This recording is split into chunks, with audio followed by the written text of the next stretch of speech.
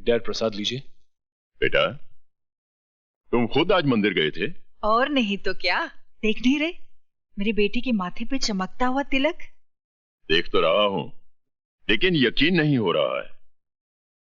और अगर ये सच है तो अपने बेटे के बारे में मेरा कितना गलत अंदाजा था। अरे डैड, देखते जाइए, अभी आपके और भी कितने अंदाजे गलत साबित होने वाले हैं। बेटा, मैंने तुमसे उस दिन कहा था ना कि बाप अपने बेटे से हार कर भी खुशी महसूस करता है। मगर आज एक बेटा अपने बाप की हार के आसार को देखकर खुश हो रहा है। उसने मंदिर में जाकर प्रसाद चढ़ाया है। राजा, ये तो क्या कह रहा है? किसकी हार, कैसी खुशी? मॉम, डैड की हार होगी। वो नामुराद विजय इलेक्शन जीत जाएगा और खुश मैं होऊंगा। और खुश इसलिए होऊंगा कि मात खाकर ही सही डैड की आंखों से उस लावारिस के मोह का पर्दा तो हट जाएगा। ओ, तो तुम्हारे गुस्से की वजह विजय का इलेक्शन लड़ना है? देखो बेटा, जैसे मिलोनर एसोसिएशन का मेंबर मैं हूं, वैसे ही विजय भी है। और अगर वो प्रेसिडेंट बनने के लिए मेरे खिलाफ इलेक्शन लड़ रहा है तो इसमें बुरी बात क्या है? प्रेसिडेंट बनने का हक सिर्फ हमें ही नहीं, विजय को भी है। हाँ, जानता हूं कि उसे भी अधिकार है। और ये भी जानता हूं कि उसके लिए प्रेसिडेंट की कुर्सी तो क्या, आप अपनी सारी इज्जत और दौलत भी कुर्बान कर सकते हैं। शहर के चौराहे पर अपनी शानो शौकत की होली जलते देख सकते हैं, मगर मैं नहीं देख सकता। डैड, मैं किसी भी कीमत पर विजय को इलेक्शन जीतने नहीं दूंगा, किसी भी कीमत पर नहीं।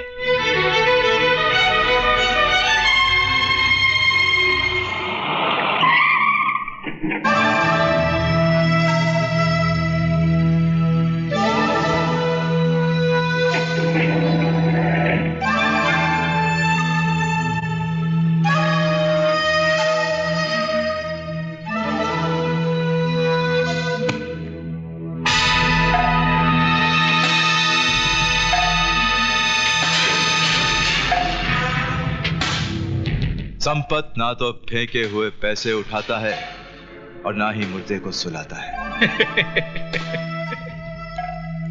संपत भैया, तुम जब हिंसा की बात करते हो ना, अहिंसा परमो धर्म, राम राम राम। तेरे मुंह से राम नाम अच्छा नहीं लगता जगत मामा। तेरा असली रूप कोई देख लेना तो महाभारत के शकुनी मामा को भूल जाए। मजाक छोड़ो संपत भैया, विजय की फैक्ट्री में हड़ताल करवा दो। 6 महीना फैक्ट्री बंद रहेगी तो साला आसमान में उड़ना बंद कर देगा। ये चक्कर चला ही डालो भैया। वो खाएगा चक्कर, लेकिन शक्कर कुछ और डालो मामा।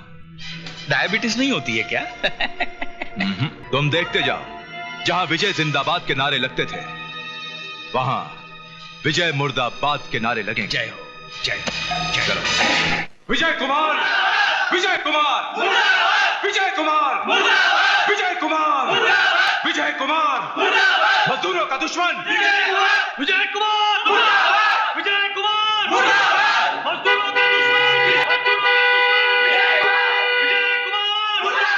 विजय कुमार, मजदूरों का दुश्मन, मजदूरों का दुश्मन विजय कुमार, विजय कुमार, मजदूरों का दुश्मन, मजदूरों का दुश्मन विजय कुमार, विजय कुमार, मजदूरों का दुश्मन विजय कुमार, मजदूरों का दुश्मन।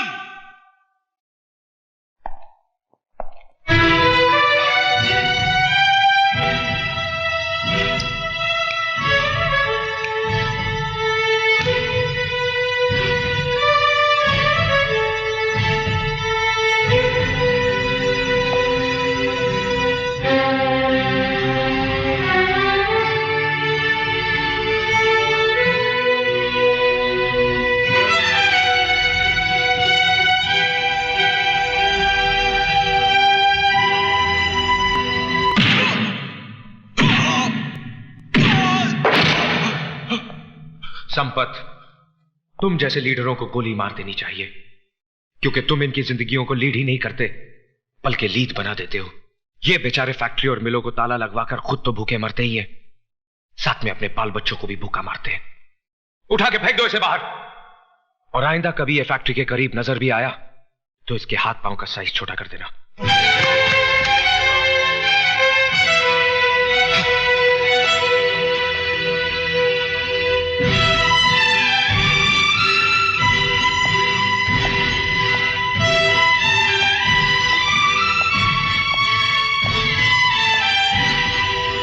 रामू काका, क्या हो गया आप लोगों को?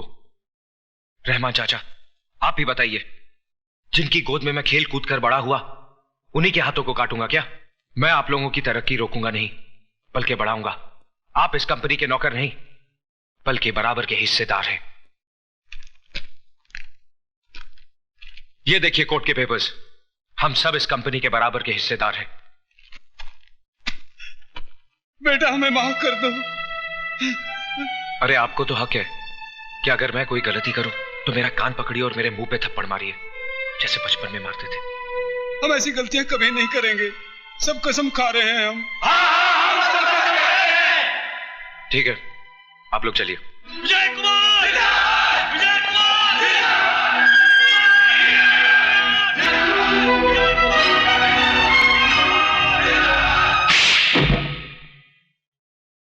संपत ना तो फेंके हुए पैसे उठाता है और ना ही मुर्दों को सुलाता है। ऐसा ही कुछ डायलॉग मारा था ना तूने? हाँ?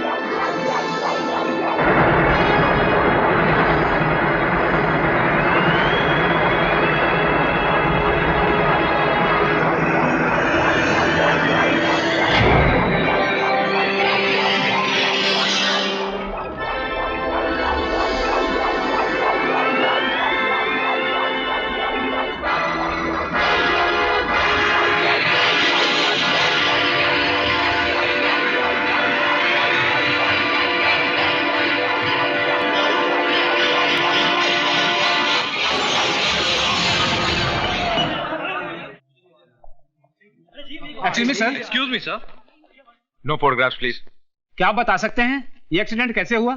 एक्सीडेंट बताकर थोड़ा ही होता है। सुना है ये एक्सीडेंट आप ही ने करवाया है, ताकि मजदूरों पर पैसा पानी की तरह बहाकर आप उनकी वाहवाही जीत सकें और फिर ऑल इंडिया मिल ओनर्स एसोसिएशन का इलेक्शन जीत सकें। मैं अपने मजदूर साथियों को हारकर कुछ भी नहीं जीतना चाहता। तो कौन हो सकता है वो आदमी?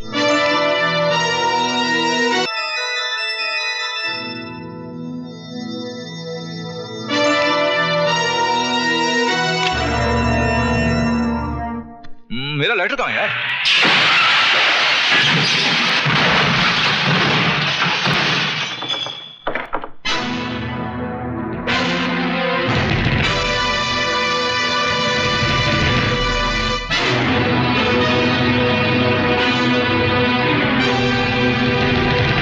मेरा लेटर?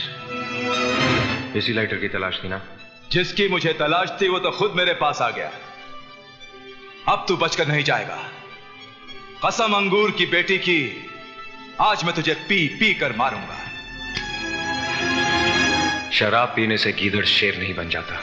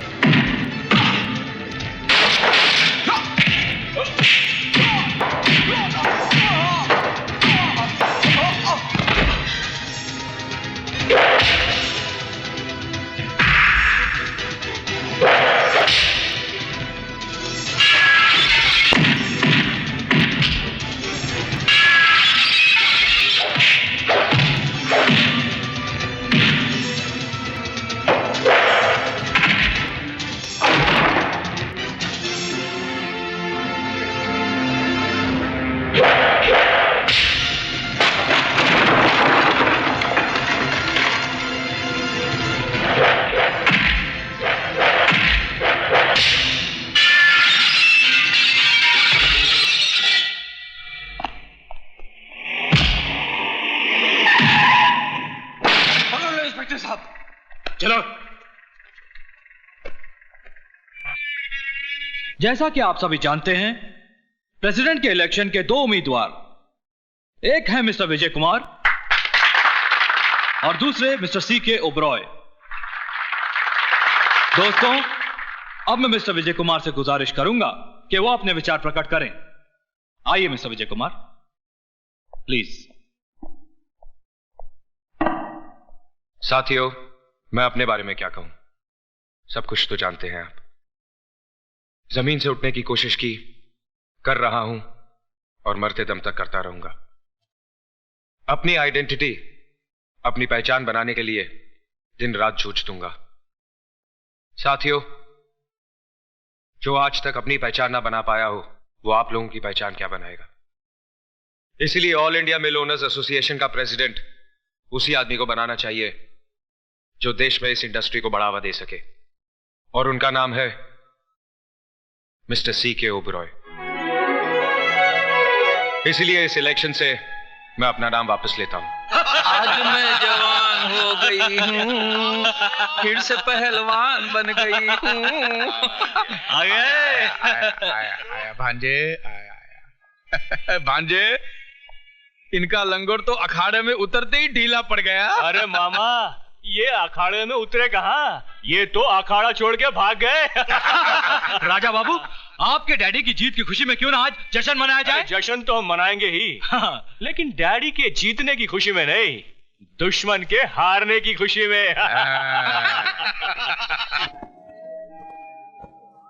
डैडी, आप पार्टी क्यों नहीं शुरू कर रहे हैं? सारे मेहमान तो आ चुके हैं। मेहमान तो आ चुके हैं बेटा, मगर वो नहीं आया जो पार्टी की जान है। आइए जज अमरनाथ जी, आइए। ओबराय साहब मुबारक, बहुत बहुत मुबारक हो। वाह भाई वाह, हम जीत गए तो मुबारक देने चले आए, वरना आप शक्ल भी नहीं दिखाते। नहीं नहीं नहीं। तो भाई, हमारा असली मेहमान आ गया। अमरनाथ जी, ये असली मेहमान है तो आप क्या नकली मेहमान है? भाई वो तो हम देखकर ही बताएंगे कि असली मेहमान कौन है। जीते रहो। कांग्रेचुलेशंस। Thank you. आओ बेटा। जज साहब, आप तो दूसरों की जिंदगियों का फैसला करते हैं ना, लेकिन विजय अपनी जिंदगी का फैसला खुद करता है। आज के बिजनेस के आसमान पर चमकता हुआ अकेला सितारा है। नमस्ते जी। जीते रहो बेटा। Congratulations uncle. थैंक यू बेटा। विजय, ये है मधु, जज अमरनाथ जी की बेटी। नमस्ते। आपसे मिलकर बहुत खुशी हुई। भांजे, असली मेहमान आ गए, जश्न शुरू करो, शैंपेन खोलो। ये तुम्हारे विजय साहब गाते बहुत अच्छा है, लेकिन बीच बीच में कहीं बेसुरे हो जाते हैं। हो सकता है इलेक्शन हारने के दर्द से दिल भर आया हो मामा जी। अच्छा अच्छा अच्छा अच्छा। विजय जी, आपने बचपन में संगीत मास्टर से ट्रेनिंग ली थी क्या? अरे कैसी बातें कर रहे हो मामा जी? क्यों? जिसको बचपन में माँ का प्यार न मिला हो, बाप की शक्ल न देखी हो, 2 वक्त की रोटी के लिए तरसता रहा हो, वो भला। समझ गया भांजे, मैं समझ गया कि क्या है कि मुंबई की लोकल ट्रेनों में गाते गाते भीख मांगते होंगे, तभी रियाज काफी अच्छा है। हाँ, गाते गाते गला सूख तो नहीं गया? क्या पिएंगे? विस्की, शैंपेन, ठर्रा? हाँ? नहीं, ठर्रा नहीं। मैं शराब नहीं पीता। अच्छा। पिएंगे भी कैसे? अपनी हार का कड़वा घूंट जो पी चुके हैं। चलिए कुछ खा ही लीजिए, बचपन में तो झूठी हड्डियां ही चाटने को मिली होगी। अरे मामा जी, हमने तो बाहर बोर्ड भी नहीं लगाया क्या कि भिखारियों और कुत्तों को अंदर आना मना है। अरे खैर, अब आ ही गए हैं तो शर्माना कैसा। Welcome welcome. कंस मामा, तुमने कहावत तो सुनी होगी क्या? कि कुत्ते भौंकते रहते हैं और मस्त हाथी चलता रहता है। माने मैं कुत्ता हूं? तुम कुत्ते से भी बदतर हो, वरना अपनी बहन के दरवाजे पर बैठकर उसके घर का जूठन नहीं खाते। भांजे, ये सुनो। क्या हुआ मामा? और तुम सुनो मामा के भांजे, ये जो भिखारियों की तरह हाथ में कटोरा लेके खड़े हो, इसमें पड़ा हुआ खाना मेरे पैसों का है। यह जश्न जरूर तुम्हारे घर में मनाया जा रहा है, लेकिन इसका खर्च मैंने दिया है।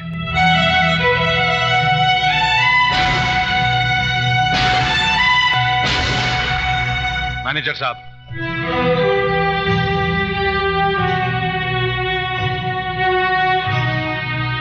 ये देखो और खुद फैसला करो कि झूठी हड्डियां कौन चाट रहा था।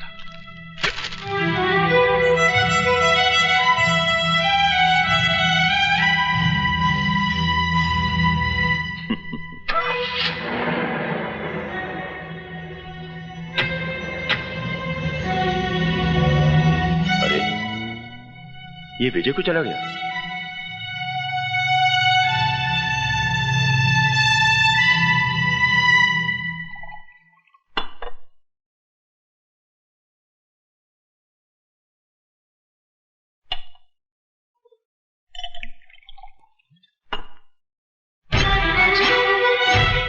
कर रहे हो? अपने आप को मिटाने की कोशिश कर रहा हूं मॉम। क्यों राजा, क्यों? ताकि हर वक्त यह एहसास न हो कि यह घर नहीं एक सराय है और मैं इस बंगले का वारिस नहीं, एक मुसाफिर हूं, एक मेहमान। किसने कहा तू इस घर में मेहमान है? Mister C.K. ओबरॉय ने। राजा, होश में तो है? तू जानता है तो क्या कह रहा है? जानता हूं, बहुत अच्छी तरह से जानता हूं कि मैं क्या कह रहा हूं और क्या कर रहा हूं, मगर डैड नहीं जानते कि वो क्या कर रहे हैं। क्या किया है उन्होंने? उन्होंने मेरे जख्मों पर नमक रगड़ा है मॉम, नमक। हर बार उस विजय कुमार के सामने मुझे नीचा दिखाया उन्होंने, मुझे। मैं नहीं मानती। मैं भी नहीं मानता। अगर यह हादसा एक बार हुआ होता, मगर आज भी उस हरामजादे के सामने मेरा सर शर्म से झुक गया मॉम। जानती हो किसकी वजह से? डैड की वजह से। तुझे कोई गलतफहमी होगी बेटा। काश के कोई गलतफहमी हुई होती मॉम। मेरे ही घर में मेरे बाप के जीत की खुशी में पार्टी दी जाती है और उसका खर्चा कौन देता है? मिस्टर विजय कुमार। जानती हो, भरी महफिल में तुम्हारे बेटे को बेइज्जत करने का अधिकार उस हरामजादे को किसने दिया? Mister C.K. ओबरॉय ने। क्या मैं C.K. ओबरॉय की औलाद नहीं हूं मॉम? बेटा, तू ही हमारी जिंदगी की आखिरी मुकाम है। मॉम, मैं तुम्हारी जिंदगी का आखिरी मुकाम हो सकता हूं, मगर हम दोनों डैड की जिंदगी का आखिरी मुकाम नहीं है। क्या मतलब? तू कहना क्या चाहता है? वही जो आज सारा शहर कह रहा है। Vijay Kumar mister C.K. ओबरॉय की नाजायज औलाद है। खबरदार, जो मेरे पति के खिलाफ एक लफ्ज भी बोला, इससे पहले कि मैं अपनी कोख को बददुआ दूं, चला जा यहां से। दूर हो जा मेरी नजरों के सामने से, दूर हो जा, दूर हो जा मेरी नजरों के सामने से।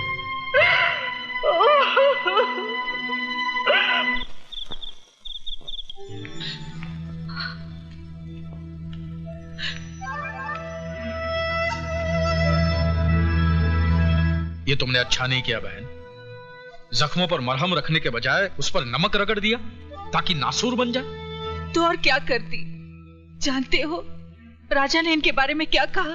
उसके दिमाग में जो तूफान उठ चुका है उसकी वजह ना ही जीजाजी है और ना ही विजय कुमार। फिर उस तूफान की वजह है मधु। मधु? वो मधु से बेहद प्यार करता है। मंगलम प्रणमाम्यहम्। मौसी। क्या हुआ? अरे मौसी, अग्रीमेंट के पेपर्स कहाँ रखे तुमने? कौन से पेपर्स? वही जो कल दिए थे। कल तो तूने कोई पेपर्स नहीं दिए। तो परसों दिए होंगे। अरे परसों भी नहीं दिए तो नरसों तरसों दिए होंगे। मौसी बहुत भूलने लग गई हो आजकल तुम। 2-4 नौकरानियां और रख लो। नौकरानियां? तो तेरे कागजात और तिजोरी की चाबी नौकरानियों के हवाले कर दूं? तो फिर एक बहू ले आओ। क्या कहा? हाँ, बहू ले आओ। तू शादी करेगा? क्यों, मेरे हाथ में शादी की लकीर नहीं है? हाथ में शादी की लकीर है या नहीं मालूम नहीं, लेकिन इतना जरूर जानती हूँ कि तेरे चेहरे पर खुशियों की लकीर नहीं है। हर वक्त काम काम काम। मौसी, यही तो काम करने की उम्र है।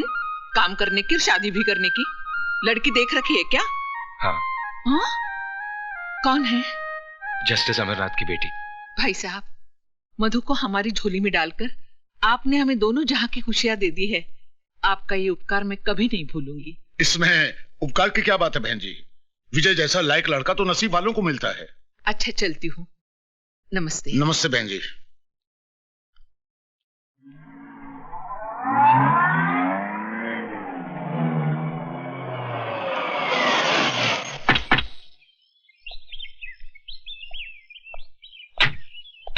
जज साहब हम आए हैं। अरे ओबराय अरे आओ भाई, आओ आओ आओ आओ। नमस्ते भाभी जी।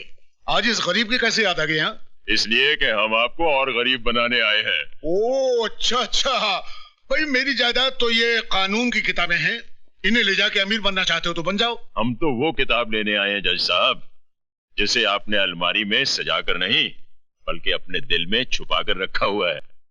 मैं समझा नहीं। हम आपकी बेटी को अपने घर की बहू बनाना चाहते हैं। जी।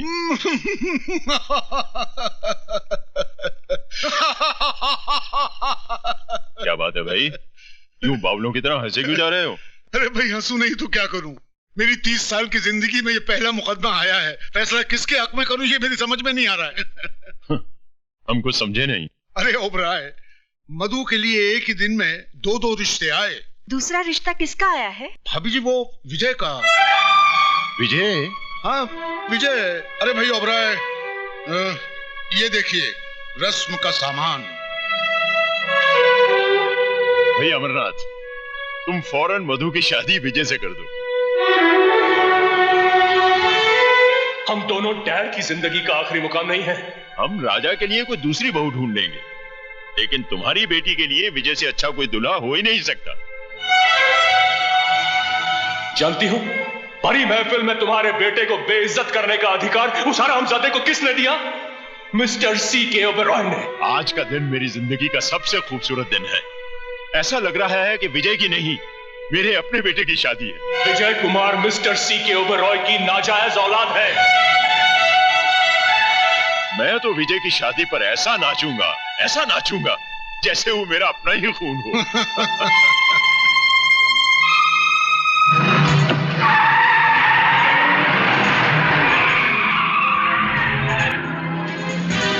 भाई अमरनाथ, तुम फौरन मधु की शादी विजय से कर दो। तुम्हारी बेटी के लिए विजय से अच्छा कोई दूल्हा हो ही नहीं सकता। ऐसा लग रहा है कि विजय की नहीं, मेरे अपने बेटे की शादी है। जो आज सारा शहर कह रहा है विजय कुमार मिस्टर C.K. ओबेरॉय की नाजायज औलाद है। ओबेरॉय की नाजायज औलाद है। ओबेरॉय की नाजायज औलाद है।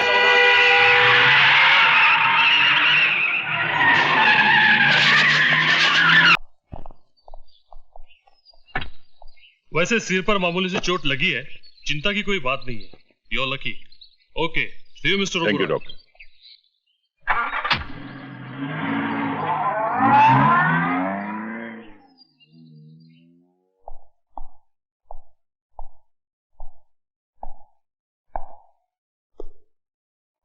तुम्हारी खामोशी बता रही है शारदा कि अंदर ही अंदर तुम कोई तूफान समेटे बैठी हो।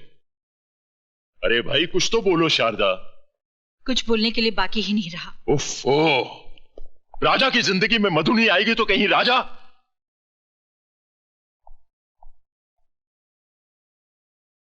देखो शारदा, जीना मरना शादी ब्याह ये आसमान पे बैठा हुआ भगवान है ना, वो सब करता है। हम सब तो इंसान हैं, भगवान नहीं। काश राजा की खुशियों का फैसला भी भगवान ने उसी दिन किया होता। खैर, मैं भी भूल जाती हूँ, आप भी भूल जाइए। हम राजा के लिए दूसरी बहू ले आएंगे। ये हुई ना बात। अब मैं आराम से काम पर जा सकता हूं। तुमने ये फैसला सुनाकर हमारे दिल को तुमने बहुत खुशी दी है। लेकिन जो आपने हमारे दिल को दिया है वो हम ही जानते हैं।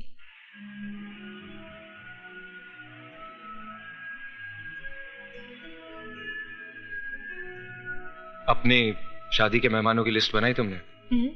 मैंने तो अपने सारे फ्रेंड्स की लिस्ट बना ली और पापा ने मेहमानों की। तुमने? मैंने तो लिस्ट भी बना ली और बजट भी। बजट?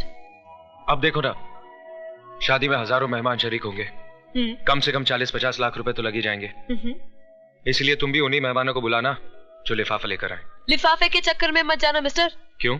मेरी सहेली की शादी में 20,000 लिफाफे आए थे, उसमें से 20 रुपए भी नहीं निकले। मैडम ये तोहफा आपके लिए। मेरे लिए? देखो तो कहीं ये भी तो खाली नहीं है। अरे वाह, ये तो हीरो का हार है। किसने दिया होगा ये?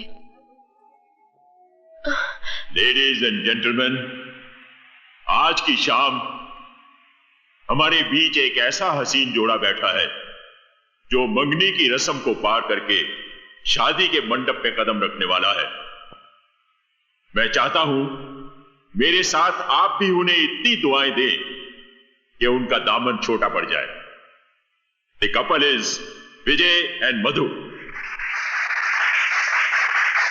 Let's drink and dance.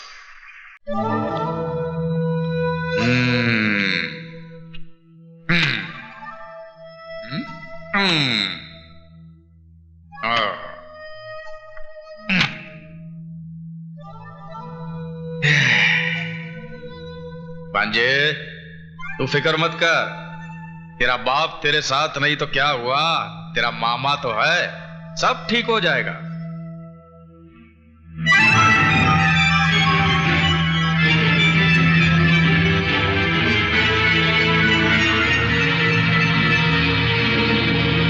क्या खाक ठीक होगा मामा?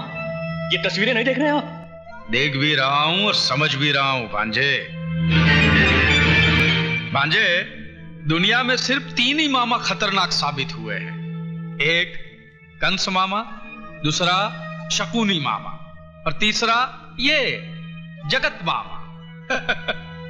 अब भांजे, तू मामा की चाल देख कि कैसे ये तस्वीर के साथ साथ रिश्ते के भी टुकड़े होते हैं। जज साहब, आज तो आप कमाल पे कमाल किए जा रहे हैं। आज आपका हर स्ट्रोक ऐसा गजब का पड़ रहा है कि सारे बॉलों को उड़ाते फिर भी आपका बॉल सीधा पॉकेट में जा रहा है। अरे सक्सेना साहब, अमरनाथ जी सिर्फ खेल में ही नहीं, सोसाइटी में भी ऐसे ऐसे स्ट्रोक्स लगाते हैं कि बड़ी बड़ी हस्तियां इनके पॉकेट में रहने लगी है। अच्छा, ऐसी कौन सी बड़ी हस्ती है, जरा हमें भी तो पता चले। मामा जी शायद ओबेराय साहब और अपने भांजे राजा की ओर इशारा कर रहे हैं, जिनके साथ जज साहब की बेटी का रिश्ता तय हुआ है। ओ कपूर, क्या तुम जज साहब को अपने स्टैंडर्ड का समझते हो? हैं? अरे भाई, इनका दिमाग हमारे दिमाग से 100 साल आगे है। इनकी बेटी की शादी मेरे भांजे राजा के साथ नहीं, विजय कुमार के साथ तय हुई है। विजय कुमार? माना विजय कुमार शहर का बहुत ही बड़ा बिजनेसमैन है, पर कोई इज्जतदार आदमी विजय कुमार को अपना दामाद कैसे कबूल कर सकता है? अरे इबादत मियां, अब काहे छिलके उतारने के फेर में हो? जानते नहीं पैसे में बड़ी ताकत होती है, वो बड़े से बड़ा दाग धो देती है। और फिर जज साहब ने भी तो कुछ सोच समझ कर ही फैसला किया होगा। भाई, मैं तो अपनी बेटी का हाथ किसी कंगाल के भी हाथ में देने को तैयार हो जाऊंगा, मगर किसी ऐसे हरामी के हाथ में नहीं जिसके नाम माँ बाप का पता हो, न जात पात का।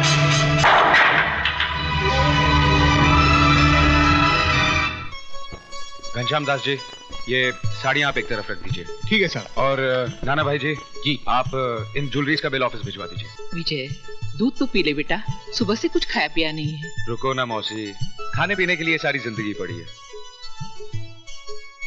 ये हार हटा दीजिए, ये इतना भारी है कि मेरी मधु की गर्दन लचक जाएगी। बेटा, पहले दूध तो हे भगवान, दूध गिर गया।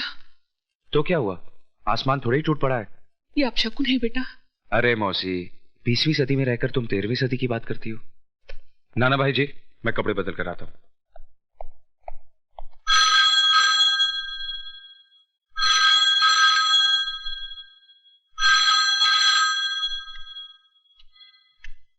हेलो, मैं जज अमरनाथ बोल रहा हूं। बोलिए जज साहब, मैं विजय की मौसी बोल रही हूँ। शगुन का सामान तो वापस मिल गया होगा? वापस? मैं समझी नहीं। मैंने ये रिश्ता तोड़ दिया है। लेकिन क्यों? मैं मानता हूं कि बेटी पराई अमानत होती है, लेकिन इतनी भी पराई नहीं कि उसे किसी भी खूंटे से बांध दिया जाए। ये आप क्या कह रहे हैं? मेरी कुछ समझ में नहीं आ रहा है। मैं एक नाजायज औलाद को जायज दामाद नहीं बनाना चाहता, जिसके न धर्म का पता है न जात का। उसे मैं अपनी बेटी का सुहाग नहीं बनाना चाहता।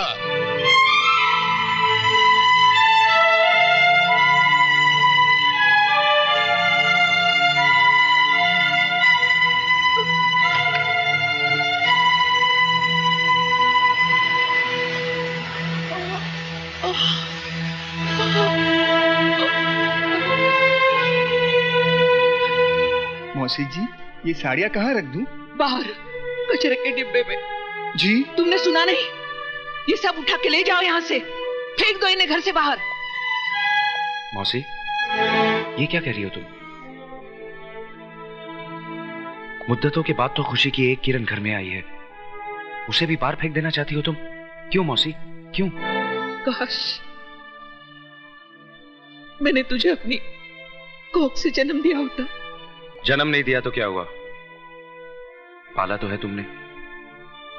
यशोदा देव की नहीं बन सकी कभी। कौन कहता है? ये दुनिया।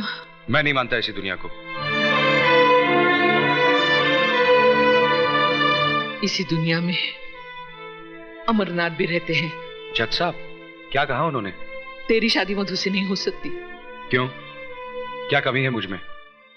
तेरे पास तेरे बाप का सर्टिफिकेट नहीं कि तू उसका बेटा है। तू जायज नहीं, नाजायज है।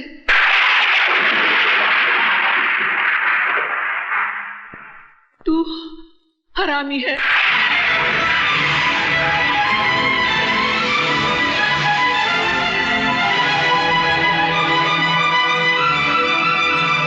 साहब, ये सामान जज साहब ने वापस भेजा।